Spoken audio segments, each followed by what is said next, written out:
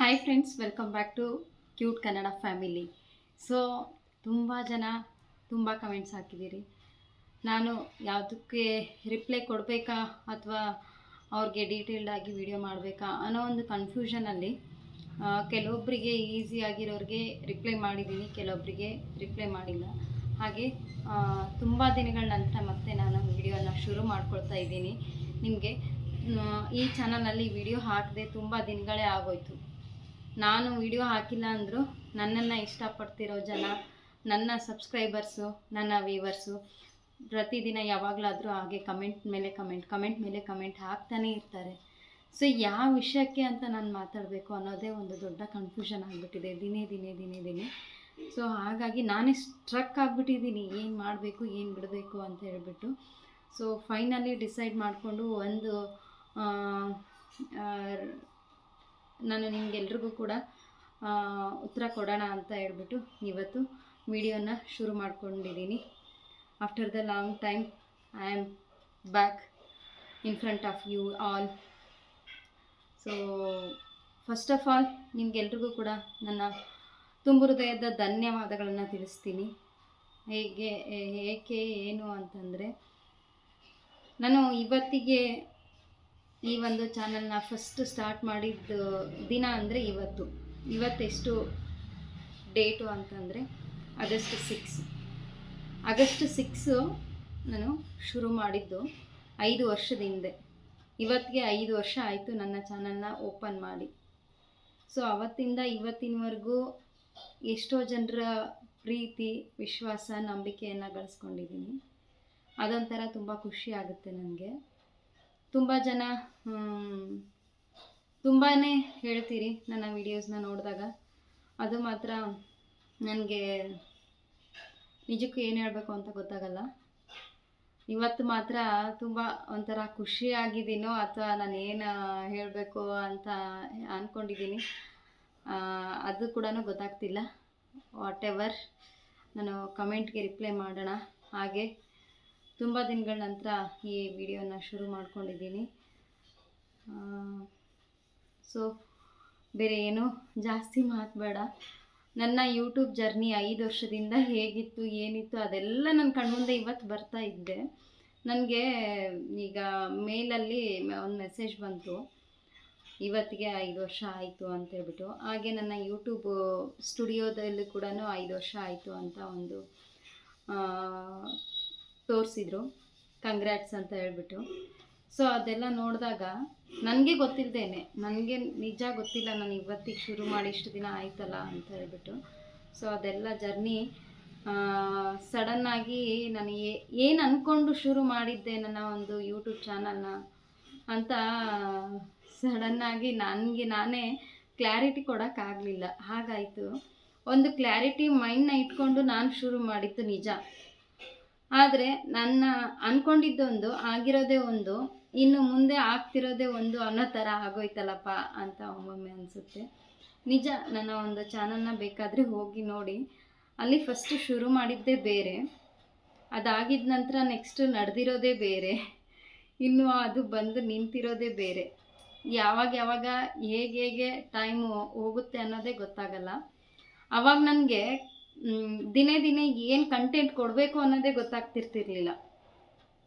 ಆದರೂ ಕೂಡ ಒಳ್ಳೊಳ್ಳೆ ಕಂಟೆಂಟ್ನ ನಾನು ಸೆಲೆಕ್ಟ್ ಮಾಡಿಕೊಂಡು ಅದ್ರ ಪೂರ್ತಿಯಾದಂಥ ಡೀಟೇಲ್ಸ್ನ ನಾನು ನಿಮಗೆ ಕೊಡ್ತಿದ್ದೆ. ಇವಾಗ ತುಂಬ ಜನ ಕಮೆಂಟ್ ಮಾಡ್ತಾರೆ. ಆ ಕಮೆಂಟ್ಗೆ ಉತ್ತರ ಕೊಡೋದೇ ಒಂದು ದೊಡ್ಡ ಕಂಟೆಂಟ್ ಆಗಿ ತೊಗೊಂಡ್ರು ಕೂಡ ಅದನ್ನು ಡೀಟೇಲ್ ಆಗಿ ಮಾಡೋದೇ ಒಂದು ಕಂಟೆಂಟ್ ಆಗೋಗುತ್ತೆ. ಬಟ್ ಇವತ್ತು ನಾನು ಮಾಡಬೇಕು ಅಂದರೆ ನನ್ನ ಹತ್ರ ಟೈಮ್ ಸಿಗ್ತಾ ಇಲ್ಲ. ಸೊ ಆಗೋಗಿದೆ. ಮೊದಲು ನಾನು ಸ್ಟಾರ್ಟ್ ಮಾಡಿದ್ದು ಯೂಟ್ಯೂಬ್ ಜರ್ನಿಯನ್ನು, ನಾನು ತುಂಬ ಮನೆಯಲ್ಲಿ ಫ್ರೀ ಆಗಿದ್ದೀನಿ. ಆ್ಯಸ್ ಎ ಹೌಸ್ ವೈಫ್ ಆಗಿ ನನಗೆ ಬರೀ ಮನೆ ಕೆಲಸಕ್ಕೆ ಮಾತ್ರ ನಾನು ಸೀಮಿತನ, ನನ್ನದೇ ಆದಂಥ ಐಡೆಂಟಿಟಿ ಇಲ್ವಲ್ಲ, ನಾನು ಏನು ಮಾಡಬೇಕು ಹೇಗೆ ಅನ್ನೋದೊಂದೇ ತಲೆಯಲ್ಲಿ ಓಡಿದ್ದು ಆ ಟೈಮಲ್ಲಿ. ಸೊ ಬೇರೆ ವೀಡಿಯೋಸ್ ಎಲ್ಲ ನೋಡ್ತಾ ನಾನು ಕೂಡ ಯಾಕೆ ಯೂಟ್ಯೂಬ್ ಶುರು ಮಾಡಬಾರ್ದು ಅಂತ ಶುರು ಮಾಡಿದ್ದು. ಬಿಫೋರ್ ನಾನು ಯೂಟ್ಯೂಬಲ್ಲಿ ಜಸ್ಟ್ ವಿಡಿಯೋ ಹಾಕಿದ್ದು ನನಗೆ ಗೊತ್ತಿಲ್ಲದೇನೆ. ಅದು ಹೇಗೆ ಅಂತಂದರೆ, ಅದರಿಂದ ಅರ್ನಿಂಗ್ಸ್ ಆಗುತ್ತೆ ಅಂತ ಗೊತ್ತಿರಲಿಲ್ಲ. ಅದಾಗಿದ್ದ ನಂತರ ಅದರಲ್ಲಿ ಏನು ಯಾಕೆ ಹಾಕ್ತಾರೆ ಈ ಥರ ವೀಡಿಯೋಸ್ ಅದೇನು ಗೊತ್ತಿಲ್ಲ. ಸುಮ್ಮನೆ ವೀಡಿಯೋಸ್ ಏನು ನಾವು ವಾಟ್ಸಪ್ DP ಹಾಕಿದಾಗೆ, ವಾಟ್ಸಪ್ಪಲ್ಲಿ ಸ್ಟೇಟಸ್ ಹಾಕಿದಾಗೆ ಅನ್ನೋ ಥರ ಆಗೋಗಿತ್ತು ನನಗೆ. ಅಂಥದ್ರಲ್ಲಿ ನಾನು ಹಾಕ್ಕೊಂಡಿರೋದು ವಿಡಿಯೋಸ್ನ. ಅದು ಎಲ್ಲಿಂದ ಎಲ್ಲಿಗೆ ಕ್ಲಿಕ್ ಆಯಿತು ಗೊತ್ತಿಲ್ಲ. ಅದಾಗಿದ್ದ ನಂತರ ನನಗೆ ಬರ್ತಾ ಬರ್ತಾ ಒಂದು ಐಡಿಯಾ ಸಿಗೋದಕ್ಕೆ ಶುರು ಆಯಿತು ಯೂಟ್ಯೂಬ್ ಬಗ್ಗೆ. ಆವಾಗ ಒಂದು ಕ್ಲಾರಿಟಿ ಆಗಿ ನಾನು ಕೂಡ ಮಾಡ್ಕೋಬೋದಲ್ವಾ. ಈಗ ನಾನು ಕೂಡ ಮನೆಯಲ್ಲಿ ಅಲೋನ್ ಆಗಿ ಇದ್ದೀನಿ, ಮನೆ ಕೆಲಸಕ್ಕೆ ಮಾತ್ರ ಸೀಮಿತ ಆಗಿದ್ದೀನಿ. ನಾನು ಕೂಡ ನನ್ನದೇ ಆದಂಥ ಐಡೆಂಟಿಟಿಯನ್ನು ನಾನು ತಗೊಳ್ಬೇಕು ಅನ್ನೋ ಕಾರಣಕ್ಕೆ ನಾನು ಶುರು ಮಾಡಿದೆ ಈ ಯೂಟ್ಯೂಬ್ ಜರ್ನಿಯನ್ನು. ಬರ್ತಾ ಬರ್ತಾ ನಾನು ಜಸ್ಟು ಎಜುಕೇಷನ್ಗೆ ಸಂಬಂಧಪಟ್ಟ ವೀಡಿಯೋಸು ಕೆಲವೊಂದಿಷ್ಟು ಹಾಕ್ತಾ ಹೋಗಿರೋದು. ಓವರಾಲ್ ಎಲ್ಲ ಥರನೂ ನಾನು ಶೇರ್ ಮಾಡೋದಕ್ಕೆ ಶುರು ಮಾಡಿದೆ. ಹೆಲ್ತ್ ಟಿಪ್ಸ್ ಆಗಿರ್ಬೋದು, ಹಾಗೆ ನನ್ನ ಮಕ್ಕಳ ಒಂದು ರೊಟೀನ್ ಥರ ಆಗಿರ್ಬೋದು. ಹೀಗೆ ಮಾಡ್ತಾ ಮಾಡ್ತಾ ಡೈಲಿ ನಾನು ಹೆಲ್ತ್ ಟಿಪ್ಸ್ ಕೊಟ್ಟಿರೋದಾಗಿರ್ಬೋದು, ಬೇರೆ ಬೇರೆ ವಿಷಯದ ಬಗ್ಗೆ ನಾನು ಮಾತಾಡಿರೋದಾಗಿರ್ಬೋದು, ಒಂದೊಂದು ಕಂಟೆಂಟ್ ಇಟ್ಕೊಂಡು. ಸೊ ಆ ಟೈಮಲ್ಲಿ ಮೋಟಿವೇಶ್ನಲ್ ಆಗಿ ನನಗೆ ಬೇರೆಯವ್ರ ವೀಡಿಯೋಸ್ ಎಲ್ಲ ಬಂದಾಗ ಈ ಥರದ ವೀಡಿಯೋಸ್ ನನ್ನ ಕಡೆಯಿಂದ ಎಕ್ಸ್ಪೆಕ್ಟ್ ಮಾಡ್ತಾಯಿದ್ರು ಜನ. ಆ ಟೈಮಲ್ಲಿ ನಾನು ಅದಕ್ಕೆ ತಕ್ಕ ಹಾಗೆ ಒಂದಿಷ್ಟು ವೀಡಿಯೋಸ್ನ ಮಾಡ್ತಾಯಿದ್ದೆ. ಮನಿ ಸೇವ್ ಮಾಡೋದು ಹೇಗೆ ಅಂತ ಮಾಡಿದೆ. ಮತ್ತು ವರ್ಕ್ ಫ್ರಮ್ ಹೋಮ್ ಮನೆಯಲ್ಲೇ ಇದ್ಕೊಂಡು ಹೆಣ್ಮಕ್ಳು ಏನೆಲ್ಲ ಮಾಡ್ಬೋದು ಅಂತ ಮಾಡಿದೆ. ಸೊ ಎಷ್ಟು ಕ್ರೇಜಿ ಆಗಿತ್ತು ಅದು ಅಂತ ಜರ್ನಿ ಅಂತ ಈಗ ನೆನೆಸ್ಕೊಂಡಾಗ ನಿಜ ಅದಕ್ಕಿಂತ ಜಾಸ್ತಿ ನಾನು ಇವತ್ತು ತಿಳ್ಕೊಂಡಿದ್ದೀನಿ, ತುಂಬ ಎಕ್ಸ್ಪೀರಿಯೆನ್ಸ್ ಮಾಡಿದ್ದೀನಿ. ಅವತ್ತು ನಾನು ಮಾಡುವಾಗ ಏನೂ ಗೊತ್ತಿರಲಿಲ್ಲ, ನಾನು ತುಂಬ ಝೀರೋ. ಜಸ್ಟ್ ನನಗೇನು ಗೊತ್ತಿತ್ತು, ಏನು ಝೀರೋ ನಾಲೆಜ್ ಇತ್ತು, ಅಥವಾ ನನ್ನ ಸರೌಂಡಿಂಗಲ್ಲಿ ನಾನು ಏನು ಎಕ್ಸ್ಪೀರಿಯೆನ್ಸ್ ಮಾಡಿದ್ದೆ ಅದನ್ನು ಮಾತ್ರ ನಾನು ಅದರಲ್ಲಿ ಹೇಳ್ತಾ ಹೋಗಿದ್ದೆ, ನನ್ನ ಎಕ್ಸ್ಪೀರಿಯೆನ್ಸ್ ಮೇಲೆ. ಜೊತೆಗೆ ನನ್ನ ಒಂದು ಪೇರೆಂಟ್ಸ್ ಕಡೆಯಿಂದ ಆಗಿರ್ಬೋದು, ನನ್ನ ಎಲ್ಡರ್ಸ್ ಕಡೆಯಿಂದ ಆಗಿರ್ಬೋದು, ನಾನು ಏನೇನು ತಿಳ್ಕೊಂಡಿರ್ತಿದ್ದೆ ಅದನ್ನು ಯೂಟ್ಯೂಬಲ್ಲಿ ಶೇರ್ ಮಾಡ್ತಾ ಹೋಗಿದ್ದೆ. ಬಟ್ ಇವತ್ತು ನಾನೇ ಸ್ವತಃ ಎಲ್ಲ ಎಕ್ಸ್ಪೀರಿಯೆನ್ಸ್ ಮಾಡ್ತಾಯಿದ್ದೀನಿ. ತುಂಬ ಐಡಿಯಾಸ್ ನನ್ನ ಹತ್ರನೂ ಇದೆ. ಬಟ್ ಶೇರ್ ಮಾಡಬೇಕು ಅಂತ ಅಂದ್ರೇ ಒಂದು ಪ್ಲ್ಯಾಟ್ಫಾರ್ಮ್ ಇದೆ ಈ ಒಂದು ಯೂಟ್ಯೂಬ್ ಅನ್ನೋದು ಕೂಡ. ಬಟ್ ಆಗ್ತಾ ಇಲ್ಲ. ಸಾರಿ ಅಂತ ನನಗೆ ನಾನೇ ಒಂದೊಂದು ಸರಿ ತುಂಬ ಬೇಜಾರಾಗುತ್ತೆ. ಅಷ್ಟು ಬ್ಯುಸಿ ಲೈಫ್ ಆಗೋಗಿದೆ. ಫ್ರೀಯಾಗಿದ್ದೀನಿ ಅಂದ್ಕೊಂಡಿರೋ ಟೈಮಲ್ಲಿ ಇಷ್ಟು ಬ್ಯುಸಿ ಆಗ್ತೀನಿ ಅಂತ ಅಂದ್ಕೊಂಡಿರಲಿಲ್ಲ. ಬ್ಯುಸಿ ಆಗಿದ್ದೀನಿ ಅದಕ್ಕೋಸ್ಕರ. ಸೊ ವಾಟ್ ಎವರ್ ಡೆಸ್ಟಿನಿ ಇಲ್ಲಿಗೆ ಬಂದು ನಿಂತಿದೆ ನಮ್ಮದು ಮಾತ್ರ. ಬಟ್ ಗಿವ್ ಅಪ್ ಮಾಡಲ್ಲ ಅಷ್ಟೇ. ಏನೇ ಆಗಿರಲಿ ಗಿವ್ ಅಪ್ ಮಾಡಬಾರ್ದು ಅನ್ನೋದೊಂದು ನನ್ನ ಒಂದು ಥಾಟು. ಎಲ್ರಿಗೂ ಹೇಳ್ತೀನಿ, ಏನೇ ಕೈ ಹಾಕಿದರೂ ಕೂಡ ನಾನು ಅಷ್ಟೇ ಅಲ್ಲ, ಯಾರೂ ಕೂಡ ಗಿವ್ ಅಪ್ ಮಾಡಬಾರ್ದು. ನಮ್ಮದೇ ಆದಂಥ ಬೇರೆ ಯಾರೋ ಮಾಡ್ತಾರಂತ ನಾನು ಮಾಡೋದಲ್ಲ, ಅಥವಾ ಬೇರೆ ಯಾರಿಗೂ ಈ ಥರ ಆಗ್ತಾಯಿದೆ ನನಗೂ ಅದೇ ಆಗುತ್ತೆ ಅಂತ ನಾನು ಕಂಪೇರ್ ಮಾಡಿಕೊಂಡು ಮಾಡಲ್ಲ. ನನ್ನದೇ ಆದಂಥ ಒಂದು ಯೂನಿಕ್ ಐಡಿಯಾಸ್ ಏನು ಇದೆ ಅದರ ಮೇಲೆ ನಾನು ಹೋಗೋದು. ನನ್ನದೇ ಆದಂಥ ಥಾಟ್ಸ್ ಏನಿದೆ ಅದ್ರ ಮೇಲೆ ಹೋಗೋದು. ಬಟ್ ಆ ಥಾಟ್ಸ್ ಬಂದಾಗ 4 ಜನರ ಗೈಡೆನ್ಸ್ನ ನಾನು ಇಷ್ಟಪಡ್ತೀನಿ. ನನ್ನದೇ ಒಂದು ವೇನಲ್ಲಿ ಹೋಗೋದು ಅಂದರೆ ಮೂಗಿನ ನೇರಕ್ಕೆ ಹೋಗೋದು ಅಂತಾರಲ್ಲ, ಆ ಥರ ಆಗುತ್ತೆ. ಬಟ್ ಆ ಥರ ಅಲ್ಲ ಅಂತ ಅಂದ್ಕೊಂಡು ನಾನು 4 ಜನರ ಒಪಿನಿಯನ್ ಬೇಕು ಅಂತ ತಿಳ್ಕೊಂಡು ಮಾಡ್ತೀನಿ. ಸೊ ಈ ಥರ ಶುರು ಆದಂಥ ನನ್ನ ಯೂಟ್ಯೂಬ್ ಜರ್ನಿ ಇದು ಕ್ಯೂಟ್ ಕನ್ನಡ ಫ್ಯಾಮಿಲಿ ಅಂತ ಇದ್ದಿದ್ದು. ಸೊ ಮೊದಲ ಒಂದು ಚಾನಲ್ಗೆ ಬೇರೆ ನೇಮ್ ಇಟ್ಟಿದ್ದೆ ನಾನು. ಆಮೇಲೆ ನಮ್ಮ ಮನೆಯವರು ಒಂದು ಹೆಸರನ್ನು ಸರಿಯಾಗಿ ಹುಡುಕಿ ಹಾಕೋಣ ಅಂತ ಹಾಕಿದರು, ಈ ಕ್ಯೂಟ್ ಕನ್ನಡ ಫ್ಯಾಮಿಲಿ ಅಂತ. ಯಾಕಂತಂದರೆ ಆ ಟೈಮಲ್ಲಿ ತುಂಬ ಜನ ಲೈವಲ್ಲಿ ಬರ್ತಾಯಿದ್ವಿ. ನಾವೆಲ್ಲ ಯೂಟ್ಯೂಬರ್ಸು ಒಂದು ಫ್ಯಾಮಿಲಿ ಥರ ಆಗೋಗಿದ್ವಿ. ಆ ಟೈಮಲ್ಲಿ ಕನ್ನಡಿಗರು ಅನ್ನೋ ಒಂದು ಹೆಮ್ಮೆ ಒಂದು ಬಂತು. ಅದ್ರ ಜೊತೆಗೆ ಕನ್ನಡದ ಬಗ್ಗೆ ನಾನು ಅಥವಾ ಕನ್ನಡದಲ್ಲಿ ವೀಡಿಯೋಸ್ ಮಾಡ್ತಾ ಇರೋದ್ರಿಂದ ನಮ್ಮ ಮನೆಯವ್ರಿಗೆ ನಮ್ಮದು ಫ್ಯಾಮಿಲಿ ಇದೆ ಎಲ್ಲದು ಕೂಡ ಅಂತ ಇರೋದು. ಜೊತೆಗೆ ಇನ್ನು ಮುಂದೆ ಜಸ್ಟು ಒಂದು ಏನೋ ಎಜುಕೇಷನ್ಗೆ ಸಂಬಂಧಪಟ್ಟ ಹಾಗೆ ಒಂದೊಂದು ಕಾನ್ಸೆಪ್ಟನ್ನ ಹೇಳ್ಕೊಡೋದಷ್ಟೇ ಅಲ್ಲದೆ, ಹೀಗೆ ಮುಂದೆ ಎಲ್ಲರೂ ಈ ವಿಡಿಯೋಸ್ ಹೇಗೆಲ್ಲ ಮಾಡ್ತಾರೆ, ಲೈಫ್ ಸ್ಟೈಲ್ನ ತೋರಿಸೋದಾಗಿರ್ಬೋದು, ಬೇರೆ ಬೇರೆ ಶೇರ್ ಮಾಡ್ಕೊಳ್ಳೋದಾಗಿರ್ಬೋದು, ಕುಕ್ಕಿಂಗ್ ಆಗಿರ್ಬೋದು, ಎಲ್ಲದು ಕೂಡ ಹೇಗೆ ಮಾಡ್ತಾರೆ ಆ ಥರ ನಿಂದು ಕೂಡ ಮಾಡ್ಕೋ ಅಂತ ಹೇಳಿ.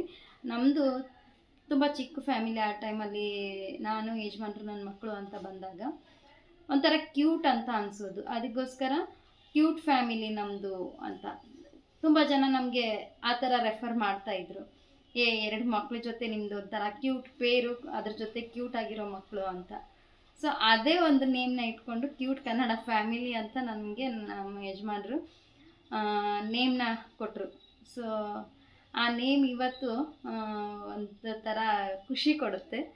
ಒಂಥರ ಬ್ರ್ಯಾಂಡಾಗಿ ಉಳ್ಕೋಬೇಕು ಅನ್ನೋದಿದೆ. ಬ್ರ್ಯಾಂಡಾಗಿ ಉಳ್ಕೊಂಡಿದೆ ಕೂಡ. ಎಲ್ಲೋ ಒಬ್ಬರು ನಮ್ಮನ್ನು ಮಾತಾಡಿಸ್ಬೇಕಾದಾಗ ಕ್ಯೂಟ್ ಕನ್ನಡ ಫ್ಯಾಮಿಲಿ ಅಂತ ಹೇಳ್ತಾರಲ್ವ, ಅದೊಂಥರ. ಸೊ ತುಂಬ ಖುಷಿ ಅನಿಸುತ್ತೆ. ಕ್ಯೂಟ್ ಕನ್ನಡ ಫ್ಯಾಮಿಲಿ 5 ವರ್ಷ ಆಯಿತು ಇವತ್ತಿಗೆ ಶುರು ಮಾಡಿ ಅಂತ. ಸೊ ತುಂಬ ಜನರು ಕಮೆಂಟ್ಸ್ ಇದೆ. ಕಮೆಂಟ್ಸ್ಗೆ ಉತ್ತರ ಕೊಡಬೇಕು ಅಂತಂದರೆ ಟ್ಯೂಷನ್ ಬಗ್ಗೆ ತುಂಬ ಜನ ಕೇಳ್ತಾರೆ. ಆ್ಯಂಡ್ ನಾನು ಮನೆ ಮದ್ದುಗಳನ್ನು ಯೂಸ್ ಮಾಡ್ತಾ ಇದ್ದೆ, ಹೋಮ್ ರೆಮಿಡೀಸ್, ಅದರಲ್ಲಿ ತುಂಬ ಜನ ಕಮೆಂಟ್ಸ್ ಹಾಕ್ತಾರೆ. ಸೊ ಪಾಪ ಅವರಿಗೆ ಕನ್ಫ್ಯೂಷನ್ಸ್ ಇದ್ದೇ ಇರುತ್ತೆ ಆ ಟೈಮಲ್ಲಿ. ಅದಕ್ಕೋಸ್ಕರ ಅವಾಗೇ ನಾನು ಕ್ಲಾರಿಟಿ ಮಾಡಿ ಅವರಿಗೆ ಒಂದು ಕ್ಲಿಯರ್ ಪಿಕ್ಚರ್ನ ಕೊಟ್ಟರೆ ತುಂಬ ಒಳ್ಳೆಯದು. ನಮ್ಮ ಯಜಮಾನ್ರು ಅದನ್ನೆಲ್ಲ ನೋಡಿದಾಗ ನನಗೆ ಹೇಳ್ತಿರ್ತಾರೆ, ಸೊ ನಿನಗೆ ನಾನು 5G ಡೇಟಾ ಹಾಕ್ತೀನಿ, ಅಂದರೆ ನಮ್ಮದು ಪ್ಯಾಕಲ್ಲಿ ಸ್ವಲ್ಪ ಕರೆನ್ಸಿ ಹಾಕಿ ಅಂದಾಗ ಹೇಳ್ತಾರೆ ನಮ್ಮ ಮನೆಯವರು, ಡಾಟಾ ಎಲ್ಲ ಇರುತ್ತೆ ನಿನಗೆ, ಅನ್ಲಿಮಿಟೆಡ್ ಇದೆ. ಸೊ ನೀನು ಯಾಕೆ ರೆಗ್ಯುಲರ್ ಆಗಿ ನಿನ್ನ ವ್ಯೂವರ್ಸ್ಗೆ ಆಗಿರ್ಬೋದು, ನಿನ್ನ ಸಬ್ಸ್ಕ್ರೈಬರ್ಸ್ ಆಗಿರ್ಬೋದು, ಅವರು ನಿನ್ನನ್ನು ನಂಬಿ ಒಂದು ಒಳ್ಳೆ ಕಂಟೆಂಟ್ನ ತೊಗೊಂಡು ಮಾಡ್ತಾರೆ ಅಂತೇಳ್ಬಿಟ್ಟು ಇಷ್ಟೆಲ್ಲ ಇಷ್ಟಪಟ್ಕೊಂಡು ನೋಡಿ ಕಮೆಂಟ್ಸ್ ಹಾಕ್ತಾರಲ್ವ, ಅದಕ್ಕೆ ಯಾಕೆ ನೀನು ಉತ್ತರ ಕೊಡಲ್ಲ? ನೀನು ಅದನ್ನು ಸರಿಯಾಗಿ ಮಾಡ್ತೀನಿ ಅಂದರೆ ಈ ಮಂತ್ ರೀಚಾರ್ಜ್ ಮಾಡ್ತೀನಿ ಅಂತ ಮೊನ್ನೆ ತಾನೇ ನನಗೆ ನಮ್ಮ ಮನೆಯವರು ಹೇಳಿದರು.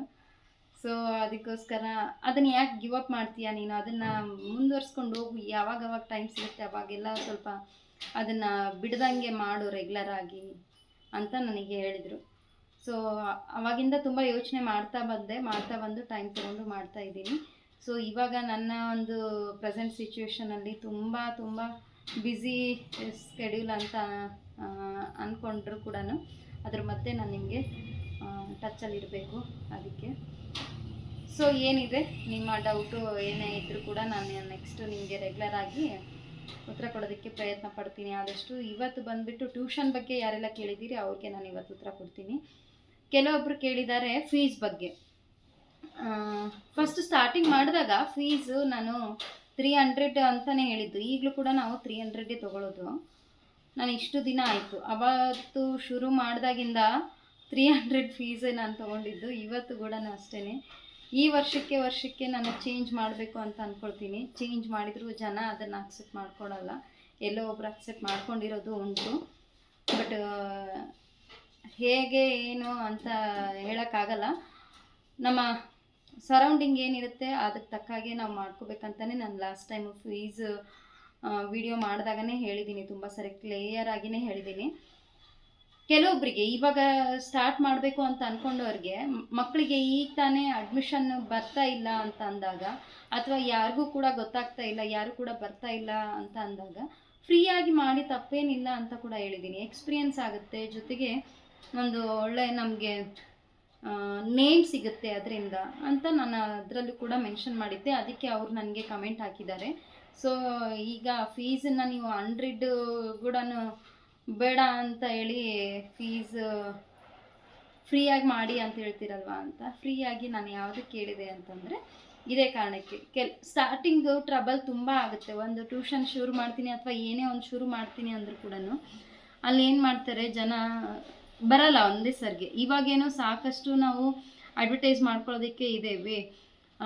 ಈಗ ವಾಟ್ಸಪ್ ಮುಖಾಂತರ ಮಾಡ್ಕೋಬೋದು, ಅಥವಾ ನಾವು ಇನ್ಸ್ಟಾಗ್ರಾಮಲ್ಲಿ ಮಾಡ್ಕೋಬೋದು. ಜನರಿಗೆ ಒಂದಿಷ್ಟು ಅವೇರ್ನೆಸ್ ಮೂಡಿಸೋದಕ್ಕೆ ಒಂದು ಏನಾದರೂ ಈ ಸೋಷಿಯಲ್ ಮೀಡಿಯಾಸ್ ಇದೆ. ಸೊ ಅಲ್ಲಿ ನಾವು ಮೆಸೇಜ್ ಮುಖಾಂತರ ತಿಳಿಸ್ಕೋಬೋದು. ಬಟ್ ಸಿಗದೇ ಇದ್ದಾಗ ಏನಾಗುತ್ತೆ, ಅಥವಾ ನಾವು ಅವ್ರಿಗೆ ಕನ್ವೆ ಮಾಡೋಕ್ಕಾಗಲ್ಲ ಅಂತ ಅಂದಾಗ, ಜಸ್ಟ್ 1-2 ಮಕ್ಕಳು ಬರ್ತಾರೆ ಅಂತಂದರೆ ಅವರು ಫೀ ಕೂಡ ಕೊಡೋಕ್ಕಾಗಲ್ಲ ಅಂತ ಅಂದಾಗ ಫ್ರೀಯಾಗಿ ಮಾಡಿ. ಅದರಿಂದ ನಿಮ್ಗೊಂದು ಎಕ್ಸ್ಪೀರಿಯನ್ಸ್ ಆಗುತ್ತೆ, ನೇಮ್ ಸಿಗುತ್ತೆ. ಅದು 2 ಮಕ್ಕಳು ಇರೋದು ಇನ್ನೊಂದು ದಿನಕ್ಕೆ 20 ಮಕ್ಕಳಾಗ್ಬೋದು, 25 ಮಕ್ಕಳಾಗ್ಬೋದು, ಹೆಚ್ಚು ಮಕ್ಕಳಾಗ್ಬೋದು. ಅದಕ್ಕೋಸ್ಕರ ಫಸ್ಟ್ ಸ್ಟಾರ್ಟಿಂಗ್ ಫ್ರೀ ಮಾಡಿ ಅಂತ ಹೇಳಿದೆ ನಾನು ಅಷ್ಟೇ. ಬೇರೆ ಯಾವುದು ಸುಮ್ಮನೆ ಮಾಡಿ ಅಂತ ಯಾರಿಗೂ ಹೇಳಲ್ಲ. ಕಷ್ಟಪಟ್ಟು ಮಾಡ್ತೀವಿ ಅಂದಮೇಲೆ ಅದಕ್ಕೆ ತಿಳಿದು ಅವ್ರ ಪೇರೆಂಟ್ಸ್ ಕೊಟ್ಟರೆ ತುಂಬ ಒಳ್ಳೆಯದು. ಈಗ ವಿದ್ಯೆ ಯಾವತ್ತೇ ಆಯಿತು, ಸೊ ಯಾರೇ ಆಯಿತು, ನಾವು ಇವತ್ತು ಒಂದು ವಿದ್ಯೆಯನ್ನು ಕೊಡ್ತಾಯಿದ್ದೀವಿ. ವಿದ್ಯಾದಾನ ಅಂದರೆ ತುಂಬಾ ಶ್ರೇಷ್ಠವಾದ ದಾನ ಅದು ಒಂದು. ಜೊತೆಗೆ ವಿದ್ಯೆಯನ್ನು ಯಾವತ್ತಿಗೂ ಕೂಡ ಫ್ರೀಯಾಗಿ ಸಿಗಬಾರ್ದು. ಫ್ರೀಯಾಗಿ ಸಿಕ್ಕರೆ ಅದಕ್ಕೆ ಬೆಲೆ ಇರೋದಿಲ್ಲ ಅಂತ ಹೇಳ್ತಾರೆ. ಸೊ ಅದಕ್ಕೆ ಗುರುದಕ್ಷಿಣೆಯಾಗಿ ಅಟ್ಲೀಸ್ಟ್ ಒಂದು ಸ್ವಲ್ಪನಾದರೂ ಏನಾದರೂ ಕೊಡಬೇಕು ಅಂತೇಳಿ ಹಿಂದಿನ ಜನ ಎಲ್ಲ ಕೊಡ್ತಾಯಿದ್ರು. ಅಟ್ಲೀಸ್ಟ್ ತಾವು ಬೆಳೆದಿರೋ ಅಂಥ ದವಸ ಧಾನ್ಯಗಳನ್ನು ಕೊಡ್ತಾಯಿದ್ರು ಅಂತ ಹೇಳ್ತಾರೆ ಹಿರಿಯರು. ಸೊ ಆ ಥರ ಒಂದು ಗುರು ದಕ್ಷಿಣೆ ಆಗಿ ತಗೊಳ್ಳೋದು ಅಂತ ಹೇಳ್ತಾರೆ. ಆ ರೀತಿಯಾಗಿ ತಿಳಿದು ಜನ ಕೊಟ್ಟರೆ ತುಂಬ ಒಳ್ಳೆಯದು ಅಲ್ವಾ. ಸೊ ಆ ಥರ ಕೊಡಲ್ಲ ಅಂತ ಅಂದಾಗ ಏನೂ ಮಾಡಲಿಕ್ಕಾಗಲ್ಲ. ಒಂದು ಯಾವುದೋ ಒಂದು ಸಿಂಪತಿ ಮೇಲೆ ನೀವು ಮಾಡ್ತೀನಿ ಅಂದರೆ ಮಾಡ್ಕೋಬೋದು ಅಷ್ಟೇ. ತುಂಬ ಒಳ್ಳೆ ಮಕ್ಕಳು ಓದೋದ್ರಲ್ಲಿ ಇದ್ದಾರೆ, ಅವ್ರಿಗೆ ಒಳ್ಳೆ ವಿದ್ಯಾಭ್ಯಾಸ ಸಿಗಬೇಕು, ನಾನು ಒಂದು ನನ್ನ ವಿದ್ಯೆಯನ್ನು ಅವ್ರಿಗೆ ದಾರಿ ಎರಿಬೇಕು ಅನ್ನೋ ಒಂದು ಏನಾದರೂ ಒಳ್ಳೆಯ ಒಂದು ಇಂಟೆನ್ಷನ್ ಇಟ್ಕೊಂಡು ಮಾಡಿದರೆ ಮಾಡ್ಬೋದು ಅಷ್ಟೇ. ನೆಕ್ಸ್ಟು ಇನ್ನು ಬಂದುಬಿಟ್ಟು ಇನ್ನೂ ಒಬ್ಬರು ಕಮೆಂಟ್ ಹಾಕಿದ್ರು, UKG ಮಕ್ಕಳಿಗೆ ನಾನು ಟ್ಯೂಷನ್ ಶುರು ಮಾಡಿದ್ದೀನಿ ಅಂತ ಹೇಳ್ಬಿಟ್ಟು. ಸೊ ಅವ್ರಿಗೆ ಹೋಮ್ವರ್ಕ್ ಕೊಡೋದಾ ಅಥವಾ ಸ್ಕೂಲ್ ವರ್ಕ್ ಮಾಡಿಸೋದಾ ಅಂತ ತುಂಬ ಜನ ಕೇಳ್ತಾರೆ.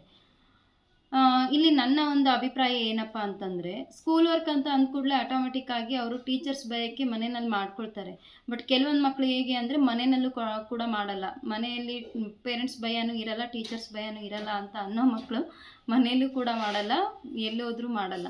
ಅಂಥ ಮಕ್ಕಳಿಗೆ ಬೇಕಾದರೆ ಹೋಮ್ವರ್ಕು ನೀವು ಟ್ಯೂಷನಲ್ಲೇ ಮಾಡಿಸ್ಕೋಬೋದು. ಸ್ವಲ್ಪ ಬರೀ ಹೋಮ್ವರ್ಕ್ ಮಾಡಿಸೋದ್ರಲ್ಲೇ ಟೈಮ್ ಮುಗಿಸೋದ್ರ ಬದಲಾಗಿ ಇನ್ನು ಸ್ವಲ್ಪ ಅದನ್ನು ಮಾಡಿಸಿ ಅದಕ್ಕೆ ರಿಲೇಟೆಡ್ ಇರುವಂಥದ್ದು ಸ್ವಲ್ಪ ಏನಾದರೂ ಅವತ್ತಿನ ದಿನ ಹೋಮ್ವರ್ಕ್ ಏನಿತ್ತೋ ಅದನ್ನು ಒಂದು ಸ್ವಲ್ಪ ಹೆಚ್ಚಿನ ರೀತಿನಲ್ಲಿ ಅಂದರೆ ಅದನ್ನೇ ನೀವು ಅವರಿಗೆ ಜಾಸ್ತಿಯಾಗಿ ಎಕ್ಸ್ಟ್ರಾ ಕೊಡೋದ್ರ ಮುಖಾಂತರ ಅಲ್ಲ, ಅದನ್ನೇ ಓದಿ ಒಪ್ಪಿಸೋ ರೀತಿಯಲ್ಲಿ ಅಥವಾ ಅದನ್ನು ಓದ್ಕೊಂಡು ಅದನ್ನು ಬರೆದು ತೆಗೆಯುವಂಥ ರೀತಿಯಲ್ಲಿ. ಯಾಕಂತಂದರೆ ಬರೀ ಹೋಮ್ವರ್ಕ್ ಬರೀ ಅಂದರೆ ಉದ್ದಕ್ಕೆ ನೋಟ್ಬುಕ್ ನೋಡ್ತಾರೆ, ಕಾಪಿ ಮಾಡ್ತಾರೆ, ತಾವೇ ಓನಾಗಿ ತಮ್ಮ ಓನ್ ನಾಲೆಜ್ನ ಇಟ್ಕೊಂಡು ಮಾಡಲ್ಲ. ಸೊ ಅದಕ್ಕೋಸ್ಕರ ಓನಾಗಿ ಏನಾದರೂ ಕಲಿತು ಹೋಗಬೇಕು, ಅವರು ಓನಾಗಿ ಮಾಡೋ ಅಂಥ ಎಬಿಲಿಟಿ ಬರಬೇಕು. ಅದನ್ನು ನಾವೇನಾದರೂ ಕಲಿಸ್ಬೇಕು. ಅಟ್ಲೀಸ್ಟ್ 1ರಿಂದ 5 ಪ್ರಶ್ನೆಗಳ ಥರನೋ ಅಥವಾ 1ರಿಂದ 5 ಪದಗಳ ಥರನೋ ಏನೋ ಹೊಸದಾಗಿ ಕಲಿತು ಹೋಗಬೇಕು ಟ್ಯೂಷನಲ್ಲಿ ಬಂದಾಗ. ಅದಕ್ಕೋಸ್ಕರ ಹೋಮ್ವರ್ಕ್ ಮಾಡಿಸ್ತೀನಿ ಅಂತಂದರೆ ಆ ಹೋಮ್ವರ್ಕ್ ಜೊತೆಗೇ ಒಂದು ಎಕ್ಸ್ಟ್ರಾ ಏನಾದರೂ ಕಲಿಸ್ಕೊಡಿ ಅವ್ರಿಗೆ. ಒಂದು ಸ್ವಲ್ಪ ಅವತ್ತಿನ ದಿನ ಟೇಬಲ್ಸ್ ಓದಿಸೋದಾಗಿರ್ಬೋದು ಅಥವಾ ಅವ್ರಿಗೆ ಒಂದಿಷ್ಟು ಅವ್ರ ಸ್ಕೂಲಲ್ಲಿ ಇರೋವಂಥ ಏನೇ ಹೋಮ್ವರ್ಕ್ ಅಲ್ಲಿ ಇರೋವಂಥದ್ದು ಒಂದು 5 ಪ್ರಶ್ನೆ ಉತ್ತರಗಳನ್ನಾಗಿರ್ಬೋದು, ಬಿಟ್ಟ ಸ್ಥಳಗಳಲ್ಲಿ ಬರುವಂಥ ಪದಗಳಾಗಿರ್ಬೋದು, ವಿರುದ್ಧಾರ್ಥಕ ಪದಗಳಾಗಿರ್ಬೋದು, ಹೆಚ್ಚು ಅದನ್ನು ಕಾಪಿ ಮಾಡಿ ಬರೆಯೋದನ್ನು ಕಲ್ತಿರ್ತಾರೆ. ಅದನ್ನು ಬಿಟ್ಟು ಅವರು ಅದನ್ನೇ ನೋಡಲಾರ್ದೆ ಹೇಳೋದಕ್ಕೆ ಬರೋ ಥರ ಸ್ವಂತವಾಗಿ ಅದು ಮೈಂಡಲ್ಲಿ ಫಿಕ್ಸ್ ಆಗಿ ಕೂಡೋ ಥರ ಒಂದು ಏನಾದರೂ ಮಾಡಿಸ್ಬೇಕು. ಇನ್ನು ಸ್ಕೂಲ್ ಹೋಮ್ವರ್ಕ್ ನಾವು ಮನೇಲೇ ಮಾಡ್ಕೋತೀನಿ ಅಂತ ಅನ್ನೋರಿಗೆ ಒಳ್ಳೆ ಚಾಯ್ಸಪ್ಪ ಅಂತಂದರೆ ಟ್ಯೂಷನಲ್ಲಿ ಅವ್ರ ಸ್ಕೂಲಲ್ಲಿ ಏನು ವರ್ಕ್ ಮಾಡಿಸಿರ್ತಾರೆ ಅದನ್ನೇ ಇಲ್ಲಿ ನೀವು ರಿವಿಷನ್ ಕೊಡುವಂಥದ್ದು. ಎಲ್ಲ ಸಬ್ಜೆಕ್ಟ್ ವೈಸ್ ಎಷ್ಟಾಗುತ್ತೆ ಅಷ್ಟು, ಎಲ್ಲದೂ ಮ್ಯಾನೇಜ್ ಮಾಡೋಕ್ಕಾಗಲ್ಲ ಅಂತ ಅಂದಾಗ ಎಷ್ಟು ಸಾಧ್ಯ ಆಗುತ್ತೆ ಅಷ್ಟು, 1 ಸಬ್ಜೆಕ್ಟ್ 2 ಸಬ್ಜೆಕ್ಟ್ 3 ಸಬ್ಜೆಕ್ಟು ಅಟ್ಲೀಸ್ಟ್ ಅದರಲ್ಲಿ 5 ಸಾಕು ಅಂತ ತುಂಬ ಸರಿ ಹೇಳ್ತೀನಿ ನಾನು. 1ರಿಂದ 5 ಶಬ್ದಗಳು, ಪದಗಳ ಅರ್ಥ ಅಥವಾ ಮೀನಿಂಗ್ಸು ಅಥವಾ ವಿರುದ್ಧಾರ್ಥಕ ಪದಗಳು ಅಥವಾ ಮ್ಯಾಚ್ ದ ಫಾಲೋಯಿಂಗು ಅಥವಾ ಫಿಲ್ ಇನ್ ದಿ ಬ್ಲ್ಯಾಂಕ್ಸು, ಈ ಥರ ಒಂದು 5 ಸಾಕು. ಒಂದೊಂದು ಸಬ್ಜೆಕ್ಟ್ಗೆ ಒಂದೊಂದು 5 ಅದನ್ನು ಓದ್ಕೊಳ್ಳೋಕ್ಕೇ ತುಂಬ ತಡ ಮಾಡ್ತಾರೆ ಅಂದಾಗ ಆ ಮಗುವಿನ ಕಡೆ ಸ್ವಲ್ಪ ಗಮನ ಜಾಸ್ತಿ ಹರಿಸಿ.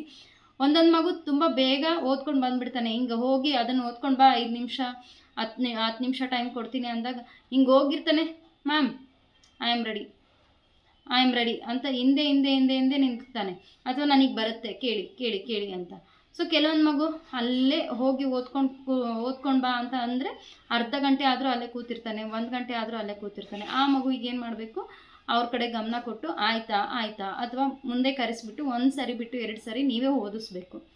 ಅಂಥ ಮಗುವಿಗೆ ಸ್ಲೋ ಲರ್ನರ್ಸ್ ಏನಿರ್ತಾರೆ ಅವ್ರಿಗೆ ಒಂದು 5 ನಿಮಿಷ ಅವ್ರಿಗೆ ನೀವೇ ಅದನ್ನು ರಿಪೀಟ್ ಮಾಡಿಸಿ, ಇವಾಗ ನೀನು ಓದ್ಕೊಂಡು ಬಾ ಅಂತ ಅವ್ರಿಗೆ ಕಳಿಸ್ಕೊಡಿ. ಸ್ವಲ್ಪ ಅದನ್ನು ಅವ್ರನ್ನ ಫಾಲೋ ಅಪ್ ಮಾಡ್ತಾಯಿರಿ, ಓದ್ಕೊಂಡಿದ್ದಾಯ್ತಾ ಬರುತ್ತಾ ಅಂತ ಹೇಳ್ಬಿಟ್ಟು ಅಟ್ಲೀಸ್ಟ್ ಅವತ್ತು ಮುಗಿಸೋ ಥರ ಮಾಡಿ, ಈ ಥರ ವರ್ಕ್ ಮಾಡಿಸಿ ಆದಷ್ಟು. ಇನ್ನೂ ಕೆಲವೊಂದಿಷ್ಟು ಕ್ಯಾಟಗರಿ ಇದ್ದೇ ಇರ್ತಾರೆ, ನೋಡಿ ಆ ಥರ ಮಾಡಿ ನೋಡಿ, ನಿಮಗೆ ಗೊತ್ತಾಗುತ್ತೆ ಏನು ಮಾಡ್ಬೋದು ಏನು ಬಿಡ್ಬೋದು ಅಂತ. ನೆಕ್ಸ್ಟು ಇನ್ನೊಬ್ಬರು ಕೇಳಿದ್ದು ಏನಪ್ಪ ಅಂತಂದರೆ, ಇಷ್ಟೆಲ್ಲ ಹೇಗೆ ನೀವು ಅಷ್ಟು ಜನ ಮಕ್ಕಳನ್ನ ಹೇಗೆ ಹ್ಯಾಂಡಲ್ ಮಾಡ್ತೀರಾ, ಹೇಗೆ ಮೇಂಟೈನ್ ಮಾಡ್ತೀರಾ ಅಂತ. ಸೊ ಇವಾಗ ನನಗೆ ಅಸಿಸ್ಟೆಂಟಾಗಿ ಟೀಚರ್ಸ್ ಇದ್ದಾರೆ, ಬಟ್ ಬಿಫೋರ್ ನಾನು ಸ್ಟಾರ್ಟಿಂಗ್ ಮಾಡಿದಾಗ ಯಾವುದೇ ಅಸಿಸ್ಟೆಂಟ್ ಟೀಚರ್ ಇರಲಿಲ್ಲ. ಆವಾಗ ನಾನು ಮಾಡುವಾಗ ನಾನು ಹೇಳಿದ್ನಲ್ವ, ಈಗ ಒಬ್ಬೊಬ್ಬರನ್ನೇ ಫಾಲೋ ಅಪ್ ಮಾಡೋದು. 10 ಜನ ಮಕ್ಕಳಿದ್ದಾರೆ ಅಂತಂದರೆ 10 ಜನ ಮಕ್ಕಳು ಕೂಡ ಅವತ್ತಿನ ವರ್ಕನ್ನು ಮಾಡಿ ಹೋಗೋವರೆಗೂ ಕೂಡ ಅವ್ರನ್ನ ಫಾಲೋ ಅಪ್ ಮಾಡ್ತಾ ಇರಬೇಕು. ನೀನು ಮುಗಿಸಿದೆ ಪ್ರತಿಯೊಬ್ಬರು ಕೂಡ ಟಚ್ಚಲ್ಲಿ ಇರಬೇಕು. ಸೊ ಒಬ್ಬನು ಜಾಸ್ತಿ ಚೆನ್ನಾಗಿ ಓದ್ತಾ ಇದ್ದಾನೆ ಅಂದರೆ ಪದೇ 5 ನಿಮಿಷಕ್ಕೆ 10 ನಿಮಿಷಕ್ಕೆ ಬರ್ತಾನೆ, ಮುಗಿಸ್ತಾನೆ, ಮತ್ತು ಇನ್ನೊಂದು ಓದ್ಕೊಂಡು ಬರ್ತಾನೆ. ಬಟ್ ನೆಕ್ಸ್ಟ್ ಮಗುವಿಗೆ ಅವಕಾಶ ಸಿಗಬೇಕಲ್ವಾ, ಅವಕಾಶ ಸಿಗೋವರೆಗೂ ಈ ಮಗುವಿಗೆ ಸ್ವಲ್ಪ ವೇಟ್ ಮಾಡಿ ಅಥವಾ ಮುಂದಿನ ಸಬ್ಜೆಕ್ಟ್ ಓದ್ಕೊಳ್ಳಿ, ಮತ್ತು ನೆಕ್ಸ್ಟ್ ಮಗು ಕಂಪಲ್ಸರಿ ಫಾಲೋ ಅಪ್ ಮಾಡ್ಕೊಳ್ಳಿ. ಆ ಥರ 10 ಮಕ್ಕಳನ್ನು ಕೂಡ ಕಂಪಲ್ಸರಿ ನೀವು ಅವತ್ತು ಮಿಸ್ ಮಾಡ್ದೇ ಕಲಿಸ್ಕೊಡಿ. ಸೊ ಇದು ಈ ರೀತಿ ನೀವು ಮಾಡ್ಕೊಂಡು ಹೋಗಿ. ಇಷ್ಟು ಜನರ ಒಂದು ಕಮೆಂಟ್ಸ್ ನಾನು ನೆನ್ಪಿಟ್ಕೊಂಡು ರಿಪ್ಲೈ ಕೊಟ್ಟಿದ್ದೀನಿ. ಇನ್ನೂ ಕೆಲವೊಂದಿಷ್ಟು ಕಮೆಂಟ್ಸ್ಗೆ ಮತ್ತೆ ನೆಕ್ಸ್ಟ್ ವಿಡಿಯೋನಲ್ಲಿ ಉತ್ತರ ಕೊಡ್ತಾ ಹೋಗ್ತೀನಿ. ತುಂಬ ಲೆಂದಿ ಆಗೋದು ಬೇಡ, ವಿಡಿಯೋ ಬೋರ್ ಆಗುತ್ತೆ ನಿಮಗೂ ಕೂಡ. ಸೊ ಹಾಗೇನಾದರೂ ನಿಮಗೆ ಡೌಟ್ಸ್ ಬಂತು ಅಥವಾ ಏನಾದರೂ ಕನ್ಫ್ಯೂಷನ್ ಇತ್ತು ಅಂದರೆ ಕಮೆಂಟ್ ಮಾಡಿ ತಿಳಿಸಿ. ಇನ್ನು ಮುಂದೆ ನಿಮ್ಮ ಜೊತೆ ನಾನು ಟಚಲ್ಲಿ ಇದ್ದೇ ಇರ್ತೀನಿ. ಏನೇ ಡೌಟ್ ಇದ್ದರೂ ಕೂಡ ನಾನು ನಿಮಗೆ ರಿಪ್ಲೈ ಕೊಡ್ತೀನಿ. ಇವತ್ತು ಯಾಕೆ ಅಂತಂದರೆ ಮೊದಲು 10 ಜನ ಮಕ್ಕಳಿರುವಾಗ ನಾನು ಮಾಡಿರೋವಂಥ ಎಕ್ಸ್ಪೀರಿಯೆನ್ಸ್ನ ನಿಮ್ಮ ಜೊತೆ ಡೈಲಿ ಶೇರ್ ಮಾಡ್ಕೊಂಡು ಬಂದಿದ್ದೆ ಹಳೆ ವೀಡಿಯೋಸ್ಗಳಲ್ಲಿ. ಇವಾಗ ನನಗೆ ಒಂದಲ್ಲ ಎರಡಲ್ಲ 70-80 ಮಕ್ಕಳಿದ್ದಾರೆ, 3-4 ಜನ ಟೀಚರ್ಸ್ ಇದ್ದಾರೆ. ಸೊ ಡಿಫಿಕಲ್ಟೀಸ್ ನನಗೂ ಬರ್ತಾ ಇರುತ್ತೆ, ಬೇರೆ ಟೀಚರ್ಸ್ ಏನಿದ್ದಾರೆ ಅವ್ರಿಗೂ ಕೂಡ ಬರ್ತಾ ಇರುತ್ತೆ. ಎಲ್ಲರೂ ಡಿಸ್ಕಸ್ ಮಾಡ್ತಾ ಇರ್ತೀವಿ ಯಾವ್ಯಾವ ಥರ ಮಕ್ಕಳು ಹೇಗಿದ್ದಾರೆ ಅಂತ ಹೇಳ್ಬಿಟ್ಟು. ಸೊ ಅದ್ರ ಮೇಲೆ ಆ ಎಕ್ಸ್ಪೀರಿಯೆನ್ಸ್ ಕೂಡ ನಿಮ್ಮ ಜೊತೆ ಶೇರ್ ಮಾಡ್ತಾ ಹೋಗ್ತೀನಿ. ಅಲ್ಲಿಂದ ಕೂಡ ಮಕ್ಕಳಿಗೆ ಯಾವ ರೀತಿ ನಾವು ಎಜುಕೇಷನ್ನ ಕೊಡ್ಬೋದು ಅವ್ರಿಗೆ, ಹೌದಲ್ವಾ? ಟ್ಯೂಷನಲ್ಲಿ ಇನ್ನೂ ಏನು ಹೆಚ್ಚಿನದಾಗಿ ನಾವು ಕಲಿಸ್ಬೋದು, ಅದನ್ನೆಲ್ಲ ನಾನು ನಿಮ್ಮ ಜೊತೆ ಶೇರ್ ಮಾಡ್ತಾ ಹೋಗ್ತೀನಿ ಮುಂದಿನ ದಿನಗಳಲ್ಲಿ. ಆಗ್ಬೋದಾ? ಸೊ ಇನ್ನು ಯಾರೆಲ್ಲ ನನ್ನ ಚಾನಲ್ನ ಸಬ್ಸ್ಕ್ರೈಬ್ ಮಾಡ್ಕೊಂಡಿದ್ವೋ ದಯವಿಟ್ಟು ಸಬ್ಸ್ಕ್ರೈಬ್ ಮಾಡ್ಕೊಳ್ಳಿ. ಇನ್ನೂ ಒಂದು ಖುಷಿ ವಿಚಾರ, ತುಂಬ ಜನ ಮೊದಲಿಂದ ಕೂಡ ನಿಮ್ಮ ಟ್ಯೂಷನ್ ವೀಡಿಯೋಸ್ ನೋಡಿ ನನಗೆ ಐಡಿಯಾನೇ ಇರಲಿಲ್ಲ, ಆದರೆ ನಾನು ಇವತ್ತು ಟ್ಯೂಷನ್ ಶುರು ಮಾಡಬೇಕು ಅಂತ ಮಾಡಿದ್ದೀನಿ, ನೀವು ನನಗೆ ಸಪೋರ್ಟಿವ್ ಆಗಿರಬೇಕು ಅಂತ ತುಂಬ ಜನ ಮೊದಲೆಲ್ಲ ಕಮೆಂಟ್ ಮಾಡ್ತಿದ್ರು. ಇವತ್ತು ಕೂಡ ಒಬ್ಬರು ಕಮೆಂಟ್ ಮಾಡಿದ್ದಾರೆ, ನನಗೆ ಟ್ಯೂಷನ್ ಮಾಡಬೇಕು ಅಂತ ಐಡಿಯಾನೇ ಇರಲಿಲ್ಲ, ನಿಮ್ಮ ವೀಡಿಯೋಸ್ ಎಲ್ಲ ನೋಡಿದ ನಂತರ ನಾನು ಮಾಡಬೇಕು ಅಂತ ಅಂದ್ಕೊಂಡಿದ್ದೀನಿ, ನಾನು ಕೂಡ ಶುರು ಮಾಡ್ತೀನಿ ಟ್ಯೂಷನ್ ಹೇಳೋದನ್ನು ಅಂತ ಹೇಳಿದರು. ಆ ಥರದ್ದು ನೋಡಿದಾಗ ತುಂಬ ಖುಷಿ ಆಗುತ್ತೆ. ಇಂಥ ಕಮೆಂಟ್ಸ್ ಎಲ್ಲ ನಾನು ಮೊದಲು ಮನೆಯಲ್ಲಿ ಓದಿ ಹೇಳುವಾಗ ನಮ್ಮ ಮನೇಲಿ ಖುಷಿ ಪಡ್ತಾಯಿದ್ರು. ಇವತ್ತು ನನಗೂ ಖುಷಿ ಆಗ್ತಾಯಿದೆ. So very thankful to you all. ಈ ಥರದ್ದೆಲ್ಲ ನನ್ನಿಂದ ಸಾಧ್ಯ ಆಗ್ತಿದೆನಾ ಅಂತ ನನಗೆ ಎಲ್ಲೋ ಒಂದು ಕಡೆ ನನ್ನ ಬಗ್ಗೆ ನನಗೆ ಖುಷಿ ಅನಿಸುತ್ತೆ. ಅಟ್ಲೀಸ್ಟ್ ಒಬ್ಬರಾದರೂ ನನ್ನ ಥಾಟ್ಸ್ನ ಅರ್ಥ ಮಾಡಿಕೊಂಡು ಅವರು ಅದನ್ನು ಬಳಕೆ ಮಾಡ್ಕೊಳ್ತಾರಲ್ವ ಅಂತ, ಅದಕ್ಕೋಸ್ಕರ ಖುಷಿ ಅನಿಸುತ್ತೆ. ಯಾರಾದರೂ ಒಬ್ರಿಗಾದರೂ ಒಂದು ಇನ್ಫಾರ್ಮೇಷನ್ ನಾನು ಕೊಟ್ಟಿದ್ದೀನಿ ಅಂದರೆ ಯೂಸ್ ಆಗಬೇಕಲ್ವ. ಸೊ ಯೂಸ್ ಆಗಿದೆ ಅಂತ ನಿಮ್ಮ ಒಂದು ಕಮೆಂಟ್ ಮೂಲಕ ನನಗೆ ಗೊತ್ತಾಗುತ್ತೆ. ಸೊ ಅದಕ್ಕೋಸ್ಕರ ಖುಷಿ ಆಗುತ್ತೆ ನನಗೂ. ಇವತ್ತಿನ ವಿಡಿಯೋ ಇದಾಗಿತ್ತು. ಯೂಸ್ಫುಲ್ ಅಂತ ಅನಿಸಿದರೆ ದಯವಿಟ್ಟು ನಿಮ್ಮ ಅನಿಸಿಕೆ ಅಭಿಪ್ರಾಯನ ಕಮೆಂಟ್ ಮೂಲಕ ತಿಳಿಸಿ. ಯೂಸ್ಫುಲ್ ವಿಡಿಯೋ ಅಂತ ಕೂಡ ಕಮೆಂಟ್ ಮಾಡಿ. ನಾನು ಇಷ್ಟೇ ಹೇಳಿರ್ತೀನಿ, ಯೂಸ್ಫುಲ್ ವಿಡಿಯೋ ಅಂತ ಕಮೆಂಟ್ ಮಾಡಿ ಅಂತ. ಅದಕ್ಕೋಸ್ಕರ ಯೂಸ್ಫುಲ್ ವಿಡಿಯೋ ಅಂತ ಕಮೆಂಟ್ ಹಾಕಿರ್ತಾರೆ, ಅದು ಕೂಡ ತುಂಬ ಖುಷಿ ಕೊಡುತ್ತೆ ನನಗೆ. ಅಟ್ಲೀಸ್ಟ್ ಏನು ಕಮೆಂಟ್ಸ್ ಹಾಕಿಲ್ಲ ಅಂತ ಅಂದರೂ ಕೂಡ ಯೂಸ್ಫುಲ್ ವಿಡಿಯೋ ಅಂತ ಕಮೆಂಟ್ ಹಾಕ್ತಾರಲ್ವ, ಖುಷಿ ಆಗುತ್ತೆ. ಬಟ್ ಇನ್ನೂ ಎಕ್ಸ್ಪೆಕ್ಟೇಷನ್ ನನಗೆ ಜಾಸ್ತಿ ಇದೆ. ಯೂಸ್ಫುಲ್ ವಿಡಿಯೋ ಅಂತ ಹಾಕೋದ್ರ ಬದಲಾಗಿ ಹೇಗೆ ಅನ್ನಿಸ್ತು, ಪ್ರತಿಯೊಂದು ಮಾತಿಂದ ಏನು ನಿಮಗೆ ಅನ್ನಿಸ್ತು ಅಂತ ಹೇಳ್ಬಿಟ್ಟು ಕಮೆಂಟ್ ಮಾಡಿ. ಇನ್ನು ಮುಂದೆ ನಾನು ಅದನ್ನು ಎಕ್ಸ್ಪೆಕ್ಟ್ ಮಾಡ್ತೀನಿ ಹೇಗಿರುತ್ತೆ ಅಂತ ಹೇಳ್ಬಿಟ್ಟು.